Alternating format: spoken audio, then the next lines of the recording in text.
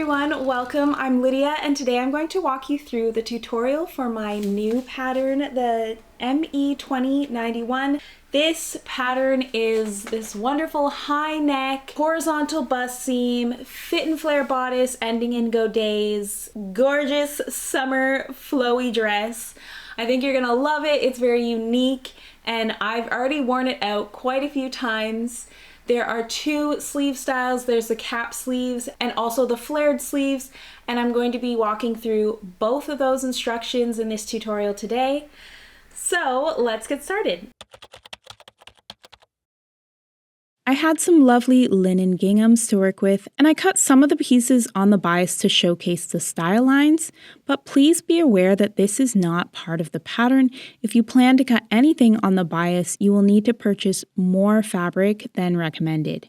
But this won't change anything about the sew along, and I do recommend trying cutting some pieces on the bias because it looks really pretty with this pattern. Make sure you take a look at the back of the pattern envelope for sizes and notions and read through the instruction booklet provided, especially the glossary of terms if you're unfamiliar with paper patterns. The seam allowance is 5/8 of an inch or 1.5 centimeters unless otherwise mentioned. Cut out all your pieces and overlock the sections as shown in the green. The rest of the overlocked finishing will be completed as we sew the seams. Start by fusing the interfacing to the wrong side of each matching fabric section of piece 8 and 9, and I'm using a press cloth just to protect my iron from any adhesive.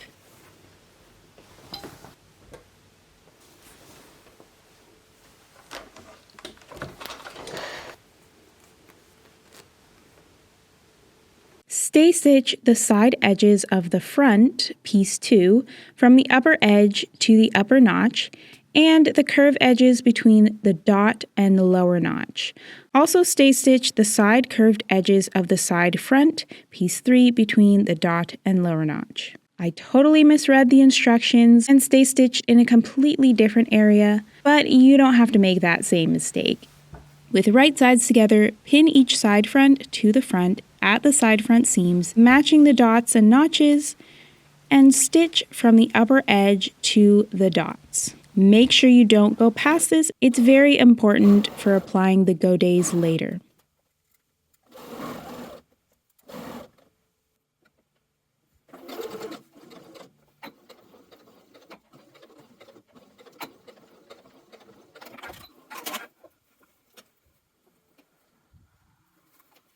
Then you can press the seam either open or press it towards the center as the instructions say.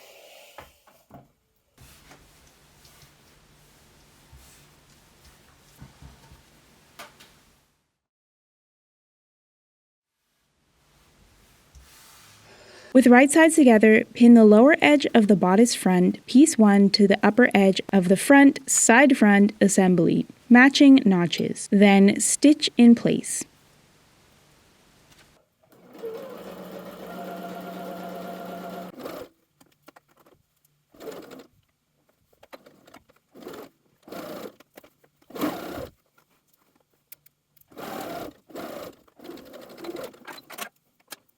After that, I overlocked that seam as you can see and pressed the seams towards the bodice. I did this in sections so that I would keep that beautiful curve of the bodice.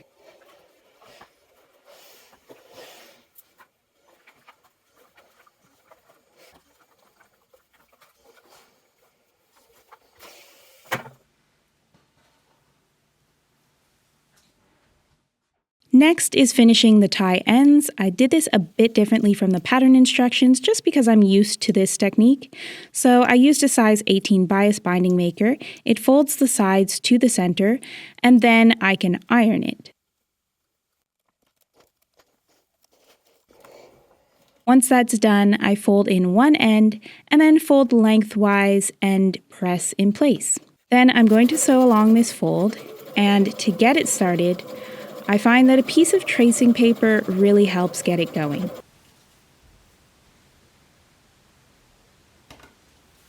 Now I have piece 4 and 5 on the table, and at the center back of piece 4, Pin the tie end centering over the upper dot and having the raw edges even. And then you can stitch those in place. Also, you can stay stitch the side curve edge of the back above the waist edge and between the dot and single notch. I did this wrong again, but if you follow the green guidelines, you'll do it right. And I actually made a little snip at the waist area when cutting out piece 4. I did this to align the zipper sides evenly later on. So feel free to do that if you think that would help you as well. For piece 5, stay stitch the side curve edges between the dot and single notch. Also did this wrong, but you don't have to because I showed you the proper area to do this. With the right sides together, pin each side back to the back pieces at the side back seam, matching the dots. And then you're going to stitch from the upper edge to the dots.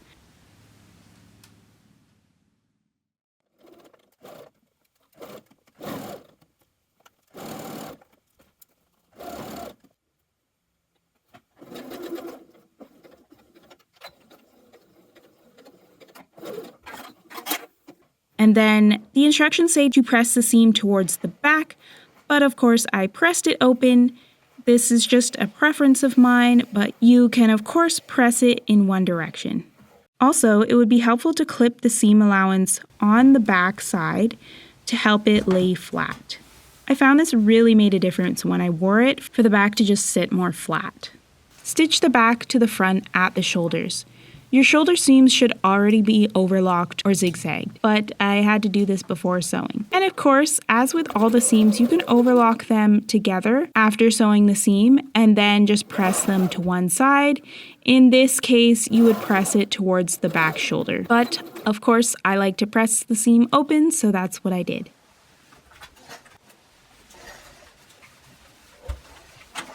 Take the front and back facings and stitch the front facing piece 8 to the back facing piece 9 at the shoulders. Then you're going to finger press the seam open, so that just means pressing it out with your fingers instead of getting the iron out. And then you're going to finish the long unnotched edge of the facing with either an overlock or zigzag stitch.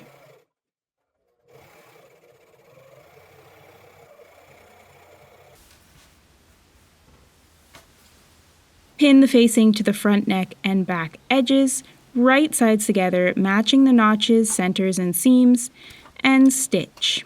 Start and end the stitch at the notches on the back edge. This is important because later we're going to have to put the zipper in and finish the facing over the zipper.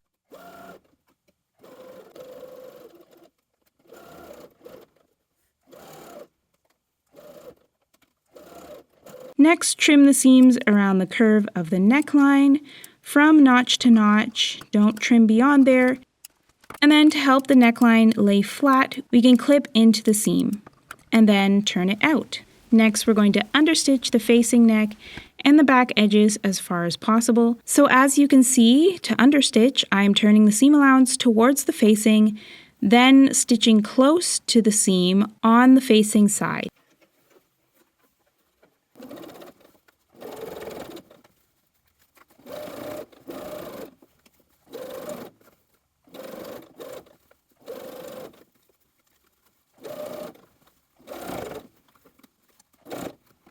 I ended up about 1.5 to 2 inches from both corners.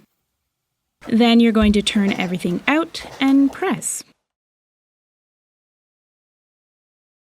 Keeping the free lower edges of the back facing out of the way, on the outside, pin the right side of the zipper face down on the right side of the zipper opening at the center back. Make sure that the coil is along the seam line. So typically these invisible zippers are about 3/8 of an inch or 1 centimeter wide, maybe a little bit more. So you're not going to be able to line it up exactly with the edge of the fabric. So mine is moved over about 1/4 inch or 6 millimeters so that the coil is on that 5/8 of an inch seam allowance stitch line. Next, I'm taking a contrasting thread and just basting the tape in place. This really makes it so much easier to sew. And my zipper is a bit longer, so we're going to stop at the notch on the center back piece. So position your invisible zipper foot over the coil, back stitch at the start, and then you're going to sew along the coil.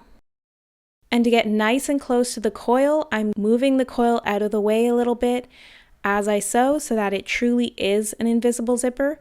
One thing that really helps is actually ironing the zipper coil open a bit, and that really makes it easier to sew right close to that coil. Then I'm stopping and backstitching right in line with that notch. Next, I close the zipper, and on the other side I mark the end, and I also marked where I made a little notch for the waist, just so that I know that my zipper is not shifted. It's going to be perfectly in place. I love to do this on all of my zippers, and so I highly recommend this for you. Then I open that zipper and I place it on the other side, right side down, and pin everything in place, pin where I marked it. Then I go ahead and baste it in place again and repeat the same steps.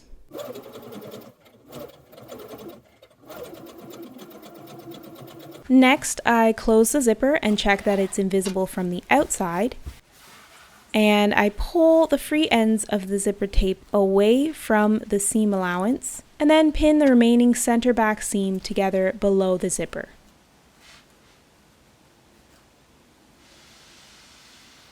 I make sure that my regular zipper foot is going to be out of the way of the zipper, and then I start from the bottom of the dress and sew up to just where the zipper seam ends.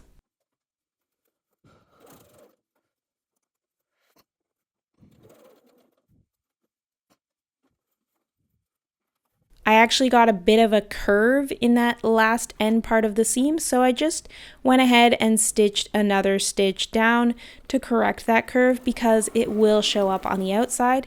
So I took the original stitch out after this.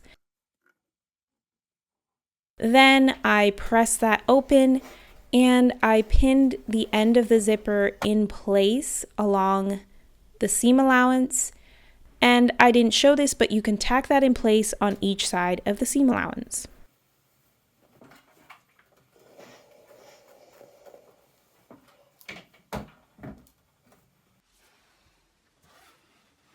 Next, we're going to open out the back opening edges of the dress, rolling the zipper teeth away from the opening edge, and then turn the back facing to the outside with right sides together, and pin the back edges of the dress and facing together. Then stitch the remaining back edges of the dress, connecting to the previous stitching.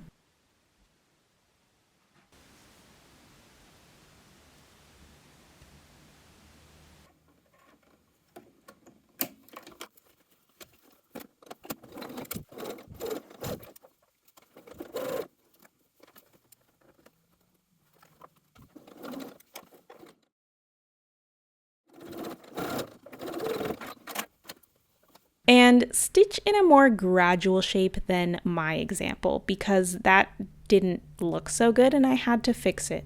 Then you can trim the rest of the seam above the zipper. Don't trim the center back edges where the zipper is. Turn the facing back to the inside again and just press everything in place. And I didn't show this, but you can also tack the facing to the shoulder seams. Now with right sides together, pin the side back sections to the side front sections at the side seams, matching dots. Stitch from the upper edge to the dot, as we have with all of the vertical seams on the bodice. Then press the seam open or to one side.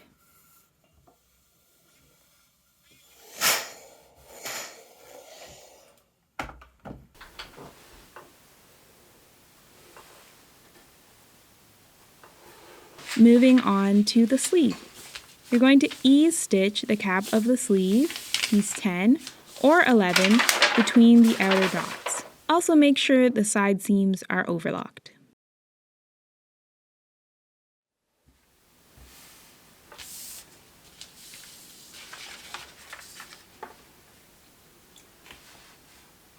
Next, we're going to place the sleeve right side together and stitch the sleeve seam.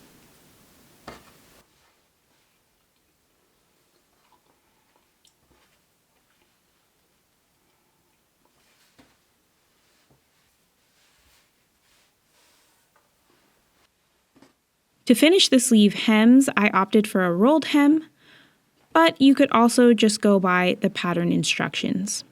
To roll the hem, I like to start at the seam, so I snip back the seam to reduce bulk and then fold it over.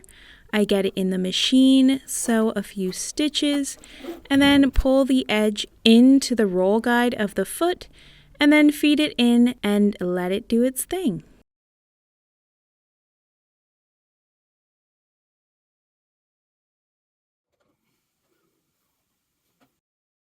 With right sides together, pin the sleeve into the armhole with the center small dot at the shoulder seam, matching the underarm seams, notches, and remaining small dots. Then you can adjust the ease.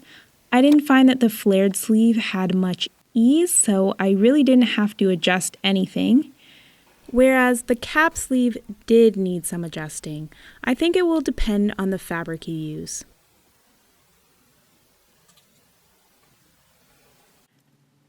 And then you can stitch it in place.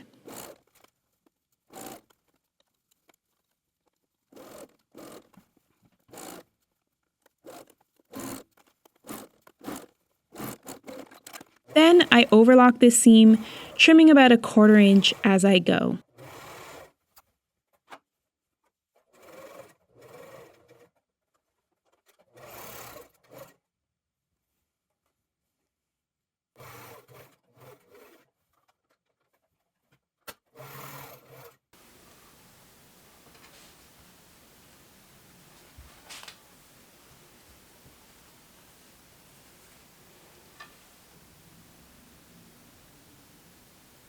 Now I'm going to show you how to sew the godets to the dress. So I start by pinning one side from the hem to the dot, and I make sure that the dot only sits on the side of the skirt that I am sewing it on. I move all the other seam allowance out of the way. If you have pressed your seams to one side, you won't have to do this. You can just pin it at the dot and then pin it to the other side.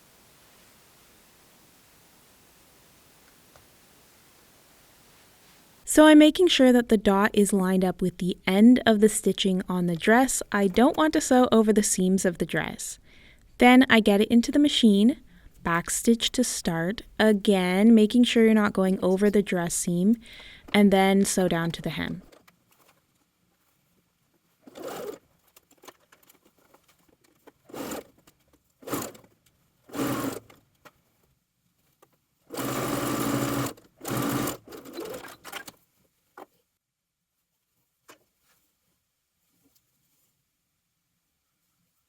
I line up the other side and sew it starting from the hem.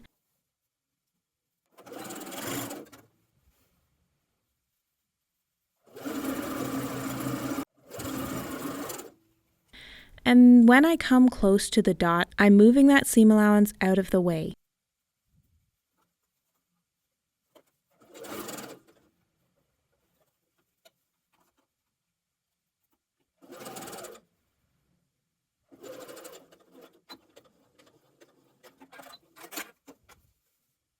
I actually didn't get super close to the dress stitch on the back side only, so it was a bit misaligned, so I ended up taking it out and readjusting so that everything was aligned properly. This is how it will look, and then it needs some finishing.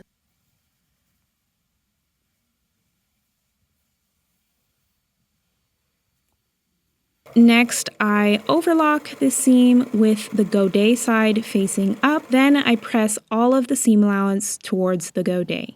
So you can complete all the rest of your godets, and then we're moving on to the hem. So I did a little trick for the hem, kind of a shortcut.